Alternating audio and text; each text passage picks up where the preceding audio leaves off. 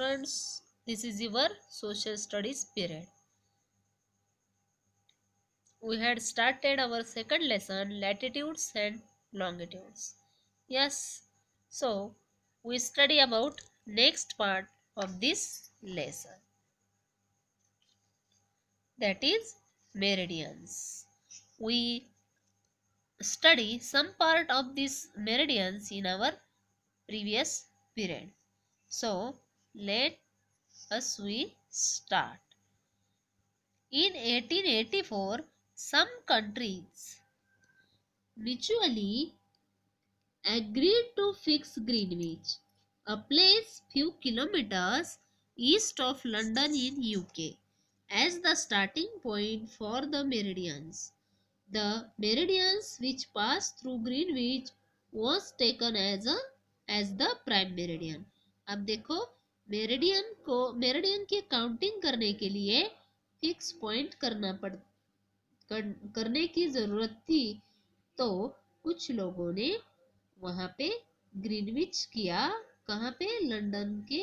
London से कुछ kilometre दूर पर, और वहां से फिर मेरिडियंस की काउंटिंग शुरू हो चुकी थी, और उस फर्स्ट मेरिडियन को क्या कहा गया था?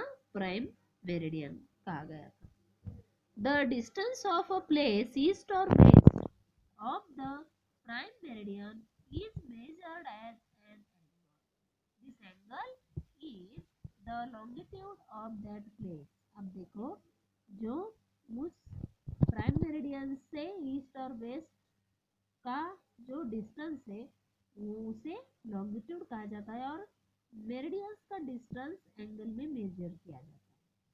The longitude of a place is the distance of that place east or west of the prime meridian, measured as an angle whose vertex is at the center of the earth. अब देखो, जो prime meridian है वो angle में major किया जाता है, और वहां से ही जो मेरिडियन का काउंटिंग है वो स्टार्ट किया जाता है।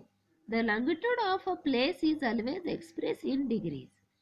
अब देखो, प्लेस का जो लॉन्गिट्यूड है वो डिग्रीज में एक्सप्रेस किया जाता है। The prime meridian as the starting meridian is mark as 0 degree longitude. अब देखो, स्टार्टिंग मेरिडियन कौन सा है? प्राइम मेरिडियन, इसलिए वो मार्क किया गया है 0 डिग्री लॉन्गिट्यूड से। There are 180 meridians towards the east of the prime meridian and 180 meridians towards the west of the prime meridian. अब देखो, प्राइम मेरिडियन के ईस्ट साइड में भी 180 मेरिडियन है, और प्राइम मेरिडियन के वेस्ट साइड पे भी 180 मेरिडियंस लोकेट है।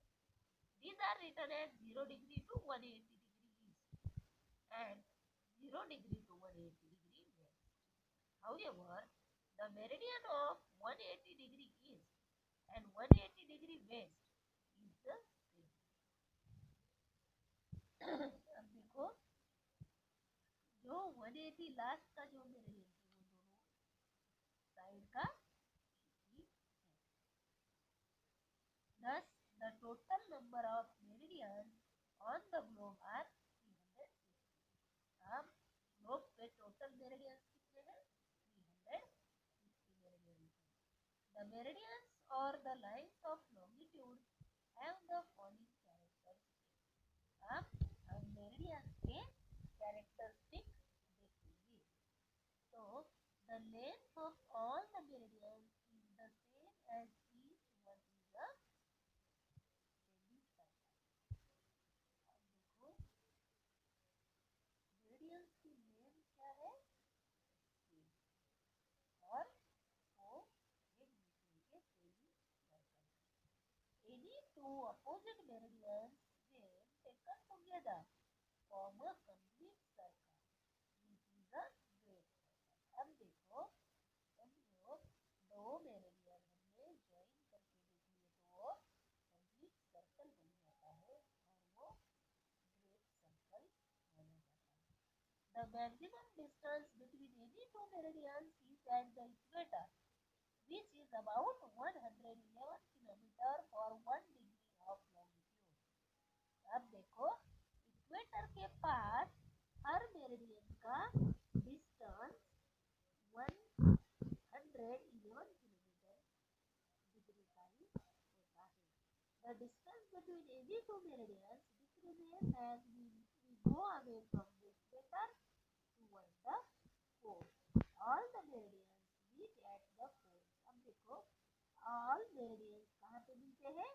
poles पे मिलते हैं। और जो दो meridians का distance है वो कब डिक्रीज होता है? जब हम इक्वेटर से पोल की तरफ चले जाते हैं तब वहाँ का डिस्टेंस दो मेरिडियन का डिस्टेंस डिक्रीज होता है। East of the prime meridian up to 180 degree east is the eastern hemisphere, whereas west of the prime meridian up to 180 degree west is the western hemisphere। अब देखो prime meridian से east के side को जितने भी meridians है वो सब ईस्टर्न हेमिस्फीयर में आते हैं और वेस्ट साइड के सब मेरिडियंस वेस्टर्न हेमिस्फीयर में आते हैं। Locating places on the globe. The network of parallels and meridians on the surface of the globe is known as the earth grid। अब देखो जो प्लेस हम लोकेट करते हैं उसका लोकेशन देखते हैं ग्लोब पे, तो मेरिडियंस और पैरेलल्स का वहाँ पे क्या होता है? नेटवर्क होता है। और उस नेटवर्क को या उस एंगल को क्या कहा जाता है? ग्रिड कहा जाता है। We can locate any place on the surface of the earth with the help of this grid। हम इस ग्रिड के हेल्प से ही क्या कर सकते हैं? प्लेस का लोकेशन ग्लोब पे निकाल सकते हैं। अब इस डायग्राम को देख सकते हो, इसे ग्रिड कहा जाता है। देखो मेरिडियंस और पैरेलल्स जो है एक दूसरे से इंटरेक्ट कौन से 90 डिग्री एंगल में ही होते हैं। हर एंगल यहाँ का 90 डिग्री का ही होता है और इस ग्रिड के हेल्प से हम क्या करते हैं? प्लेस का लोकेशन फाइंड आउट करते हैं। To find the exact location of a place on the earth, we should know its position in the north-south direction and in the west-east direction। मतलब अगर हमें किसी प्लेस का लोकेशन फाइंड आउट करना है globe पे तो हमें उस प्लेस का लैटिट्यूड और लॉन्गिट्यूड मालूम होना बहुत जरूरी है। अब ये साइड की जो फिगर है वो this figure shows how the location of a point on the earth surface is determined by its latitude and longitude। ये फिगर देखिए हमें पता चल सकता है कि लॉन्गिट्यूड और लैटिट्यूड के को जानने के बाद हमें प्लेस का लोकेशन फाइंड आउट करना कितना इजी जाता है। Point P lies on the parallel of 60 degree north and on the meridian of 60 degree west. Thus, the location of P is 60 degree north and 60 degree west। अब ये देखो बच्चों